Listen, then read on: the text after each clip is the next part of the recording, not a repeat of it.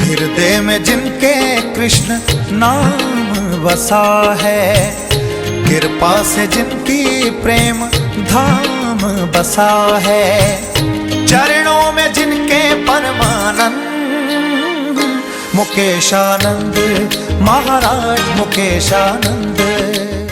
गोपियाँ कैसे मस्त होती पता आपको? एक ग्रंथ है ललित माधव, बहुत अच्छा ग्रंथ है ललित माधव। ग्रंथ में लिखा है कि महात्मा जी ने कि गोपियां इतनी मस्त हो जाती थी, अगर कन्हैया के पीतांबर से वस्त्र से हवा टच करके गोपियों को छू जाती तो भी गोपियां मदहोश हो जाती।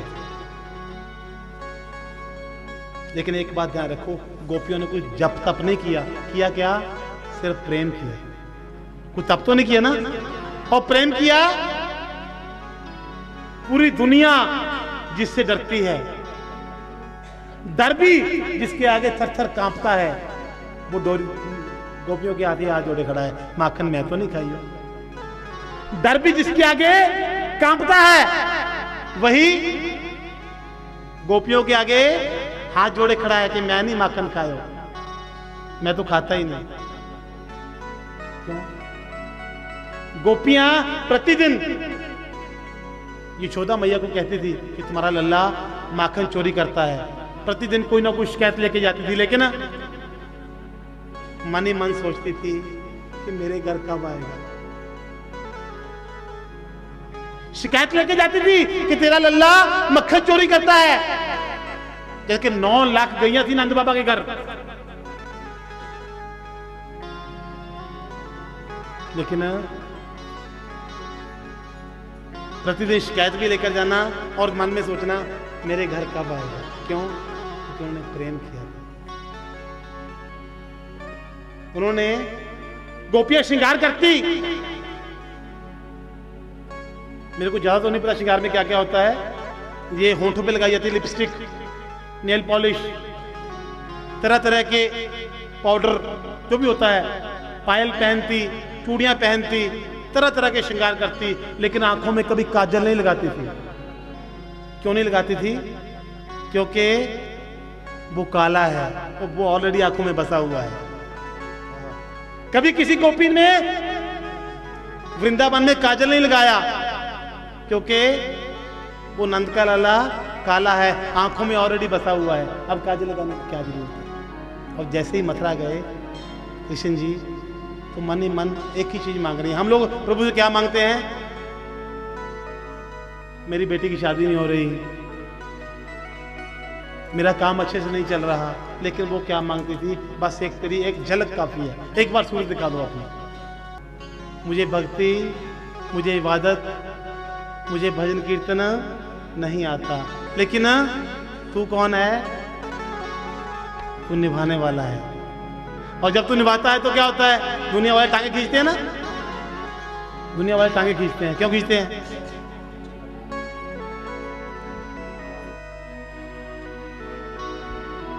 रोशनी के लिए दिया जल जाता है, रोशनी के लिए दिया जल जाता है, क्षमा के लिए परवाना जल जाता है। रोशनी के लिए दिया जल जाता है, क्षमा के लिए परवाना जल जाता है। जब तक तुम नहीं मिलते मोहन तो दिल जलता है, जब तुम मिल जाते हो तो जमाना जल जाता है। जब तुम मिल जाते हो तो जमाना जल जाता है। वैसे तो कुछ राह में चलता नहीं, कुछ चलता है तो दुनिया वाले टांगे खींचने में लगे हुए हैं। क्यों? पिछली बार मैंने सारा बताया था आपको, क्योंकि हर इंसान कहां देखता है? बाहर। उसे ये करना चाहिए, उसे ऐसा करना चाहिए, उसे इस प्रकार जिंदगी जीनी चाहिए। मुझे क्या करना चाहिए? 2 कान कहां की सुनते हैं? बाहर की। 2 आंखें कहां की देखते हैं? बाहर की। जो भी काम हो रहा है सब बाहर का। यात्रा कहां की हो रही है? बाहर की। आपको यहां हिंदुस्तान से बाहर जाना हो तो प्लेन हर समय तैयार है। हिंदुस्तान में कहीं घूमना हो तो ट्रेन रेडी, और पास कहीं घूमना हो तो अपनी गाड़ी या बस, रास्ता भटक जाओ तो जीपीएस,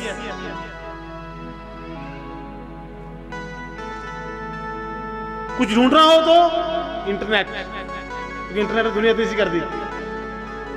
ये सभी सुविधाएं बहुत अच्छी हैं, लेकिन ये सभी सुविधाएं आपको यात्रा कराएंगी तो बाहर की, भीतर की यात्रा अगर करनी है तो वो एक ही कराएगा, उसका नाम है गुरुदेव। बिना गुरु के कभी, बिना मां बाप के और गुरु के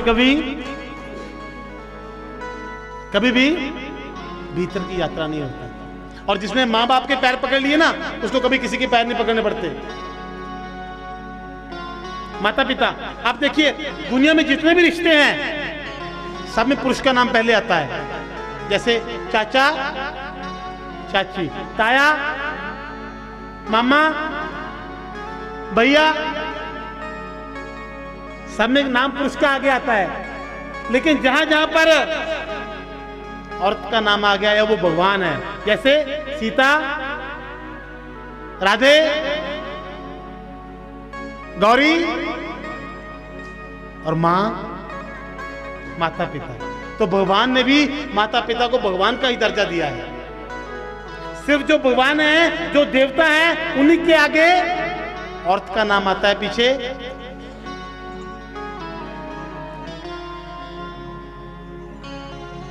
तो दुनिया में आपने किसी के मुंह सुना है कि पिता माता?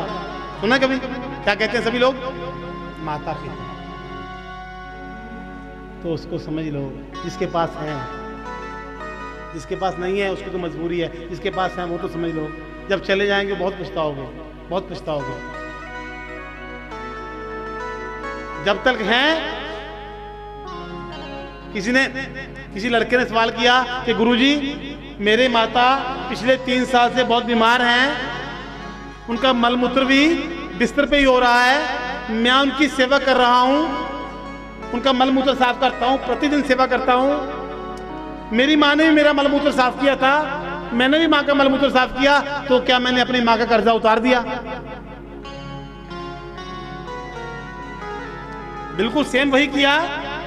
उन्होंने मेरे साफ किया, मैंने उसका साफ किया। 3 महीने 3 साल मुझे कुछ नहीं पता था कि मैं कहाँ हूँ। आज मेरी माँ को 3 साल से कुछ नहीं पता कि मैं कौन हूँ, मैं उनकी सेवा कर रहा हूँ। क्या मैंने अपनी माँ का कर्जा उतार दिया?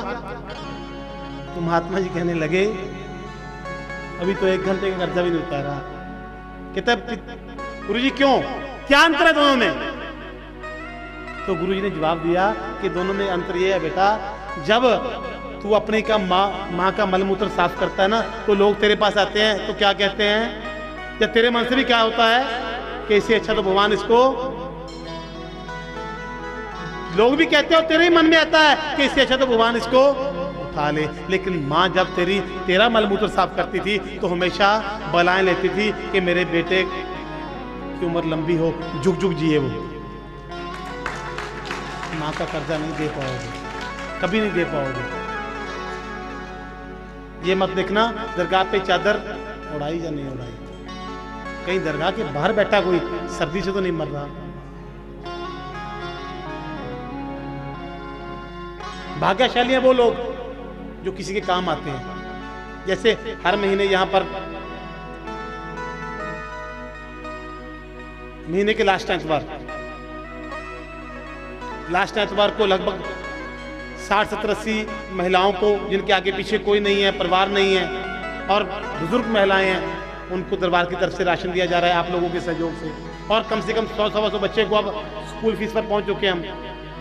उन बच्चों को जिनको झुग्गी झोपड़ी से निकाल कर पढ़ाया जा रहा है। और अमीर का बच्चा कुछ बनेगा या नहीं बनेगा मुझे पता नहीं, मुझे विश्वास है कि वो बच्चे एक ना एक दिन जरूर कुछ बनेंगे। उसके लिए सहयोग आप लोगों को। बहुत भाग्यशाली होते हैं वो लोग। अभी रितेश ने कुछ नाम लिए थे, बहुत भाग्यशाली लोग हैं वो। एक बुढ़िया अपनी जवानी से ही एक ही काम करती थी, असहाय असमर्थ लोगों की सेवा। या तो किसी विधवा औरत को राशन लेके देना, किसी पेशेंट का इलाज करवाना, या फिर गाय सेवा, किसी स्कूल की फीस। कभी उस महिला ने, उस वृद्ध ने मंदिर जाकर नहीं देखा। फिर तो अब हुई थी जब से जवान चली आ रही है, कभी मंदिर नहीं गई। अब असहाय लोगों की मदद करती है, बेसहारा लोगों की मदद करती है।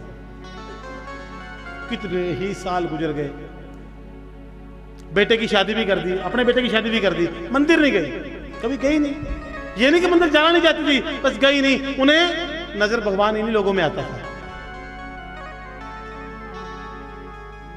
अब बेटे के बेटा हो लिया, पोता हो गया।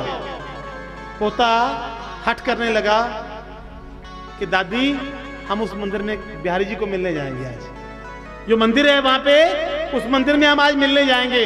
हमारे पंजाब में कहते हैं ना कि मूल नालों ब्याज प्यारा। अब पोता कह रहा है, मां ने, दादी ने एक दो बार कहा, लेकिन चल दी।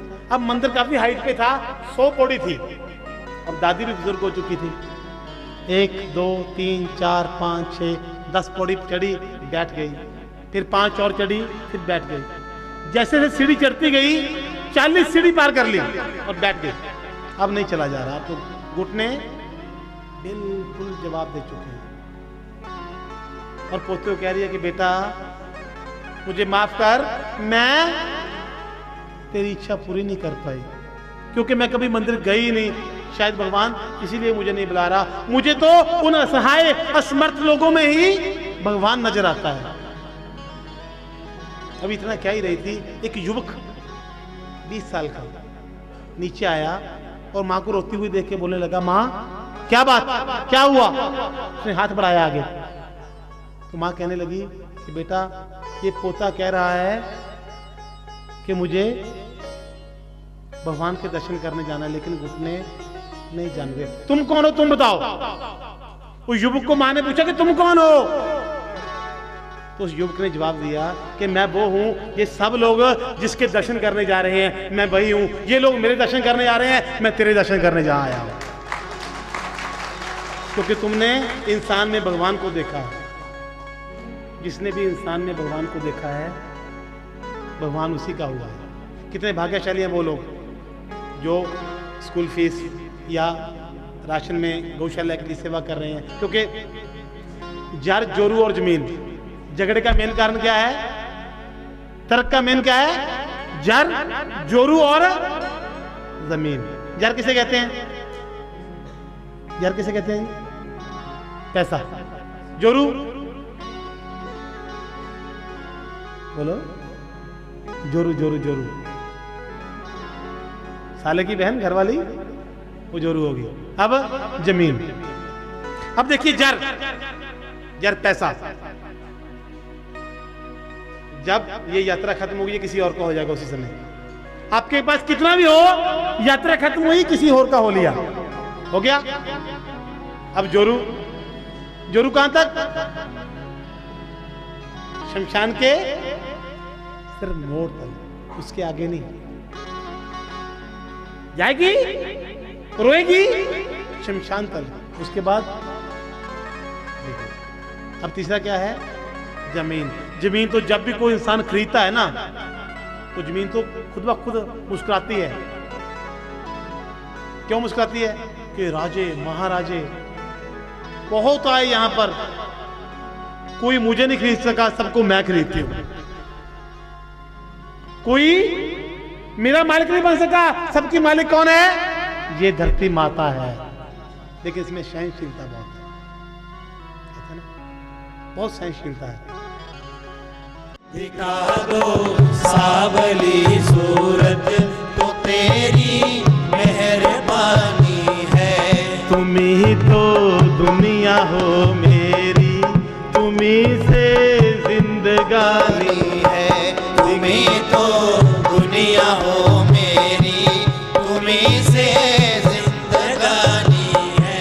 दिखा दो सावरी सूरत, तो तेरी मेहरबानी है। दिखा दो सावली सूरत, तो तेरी मेहरबानी है।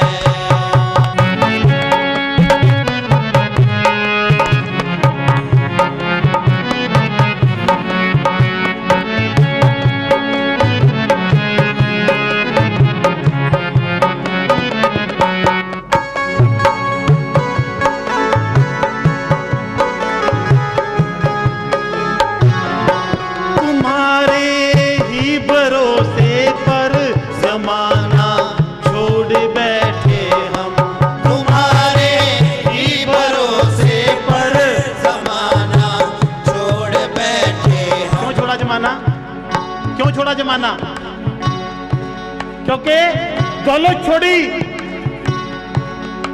खजाना छोड़ दिया। दौलत छोड़ी, खजाना छोड़ दिया। तेरे इश्क में मोहन हमने घराना छोड़ दिया। जब से लिखा है घर के दरवाजे पे हरे कृष्णा, तो घर में मुसीबतों ने आना छोड़ दिया। तो घर में मुसीबतों में आना छोड़ दिया। एक बार उसका दिल से नाम लेके कहते, क्या कहना है? तुम्हारे ही भरोसे पर जमाना छोड़ बैठे हम, तुम्हारे ही भरोसे पर जमाना छोड़ बैठे हम। तुम्हें अपना बनाना है, तुम्हें अपना बनाना है, यही बस मन में ठानी है। तुम्हें अपना बनाना है, यही बस दिल में ठानी है। दिखा दो सावरी सूरत तो तेरी मेहरबानी है, दिखा दो सावरी सूरत तो तेरी मेहरबानी है।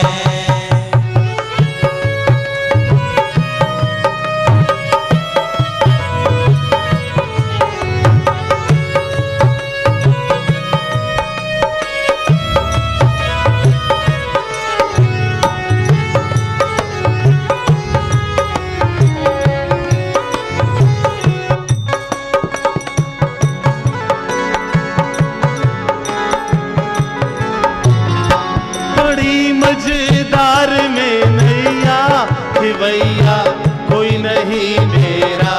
बड़ी मजेदार में नैया खिवैया कोई नहीं मेरा। बड़ी मजेदार में नैया खिवैया कोई नहीं मेरा। बड़ी मजेदार में नैया खिवैया कोई नहीं मेरा। खिवैया बन के आ जाओ, खिवैया बन के आ जाओ, ये नैया पार लगानी श्री है। राधे। खिवैया बन के आ जाओ कि नैया पार लगानी है। दिखा दो सावरी सूरत तो तेरी मेहरबानी है, दिखा दो सावरी सूरत तो तेरी मेहरबानी है।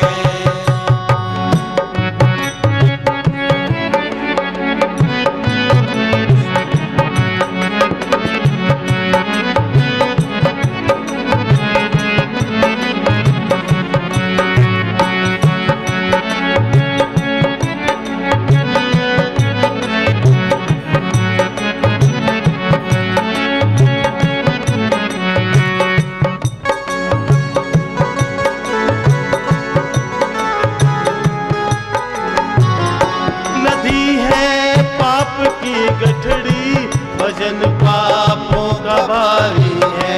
नदी है पाप की कटड़ी, वजन पापों का भारी है। नदी है पाप की गठड़ी, भजन पापों का भारी है। नदी है पाप की कटड़ी, वजन पापों का भारी है। ये गठड़ी आप संभालो, ये गठड़ी आप संभालो तो तेरी मेहरबानी है। ये गठड़ी आप संभालो तो तेरी मेहरबानी है। दिखा दो सावरी सूरत तो तेरी मेहरबानी। दिखा दो सावली सूरत तो तेरी मेहरबानी है।